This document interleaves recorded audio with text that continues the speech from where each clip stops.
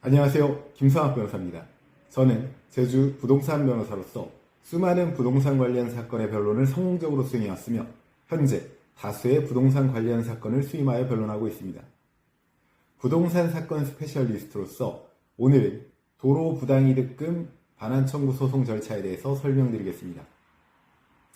민법 제741조는 법률상 원인 없이 타인의 재산 또는 노무로 인하여 이익을 얻고 이로 인하여 타인에게 손해를 가한 자는 그 이익을 반환하여야 한다고 규정하고 있습니다. 도로 부당이득금 소송은 이 조항에 근거하여 국가나 지방자치단체가 사유지를 도로로 사용함으로써 얻은 이익을 토지 소유자에게 반환하도록 요구하는 소송입니다. 도로 부당이득금 소송은 행정 주체가 타인의 토지를 도로로 사용하는 경우에 발생하는 공법과 사법이 교차하는 영역의 소송입니다. 이에 대해 판례는 기본적으로 민사소송으로 보는 입장을 취하고 있습니다. 도로 부당이득금 소송의 원고는 일반적으로 도로로 사용되는 토지의 소유자입니다. 토지의 소유권을 취득한 시점부터 부당이득금 반환 청구권을 행사할 수 있으며 소유권이 이전된 경우에는 각 소유기간에 따라 청구권이 분배됩니다. 공유지의 경우 각 공유자는 자신의 지분에 해당하는 부분에 대해서만 청구할 수 있습니다. 피고는 도로를 관리하는 국가나 지방자치단체가 됩니다. 도로법상 도로관리청이 누구인지에 따라 피고가 결정되며 일반적으로 국도는 국가, 지방도는 해당 지방자치단체가 피고가 됩니다. 도로 부당이득금 소송을 제기하기 위해서는 다음과 같은 요건이 충족되어야 합니다. 우선 토지에 대한 소유권이 증명되어야 하고 피고의 토지 점유 그리고 사용 사실이 입증되어야 하며 수용 절차나 사용 승낙 없이 법률상 원인 없는 점유나 사용이 있어야 됩니다. 그리고 피고가 얻은 이익과 원고의 손해 사이에 인과관계가 존재해야 합니다.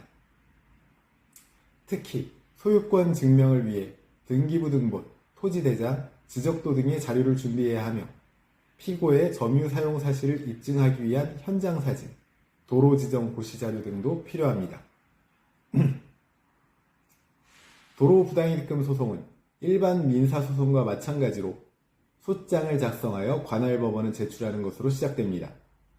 소장에는 당사자 표시, 청구 취지, 청구 원인을 명확히 기재해야 합니다.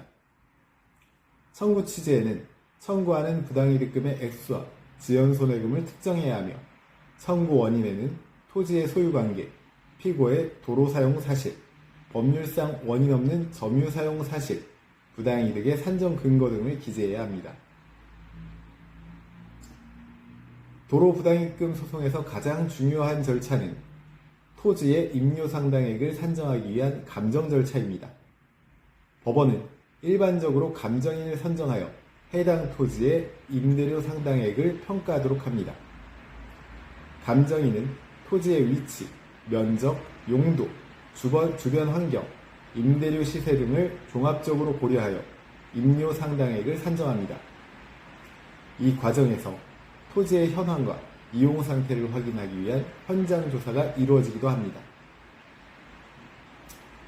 변론 과정에서는 당사자들이 주장을 뒷받침하는 증거를 제출하고 상대방의 주장과 증거에 대해서 반박합니다.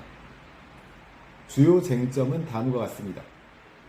토지 소유권의 귀속, 그리고 도로로 사용된 기간, 적법한 수용 절차나 사용 승낙 여부, 임료 상당액의 적정성 등이 쟁점이 될 수 있습니다.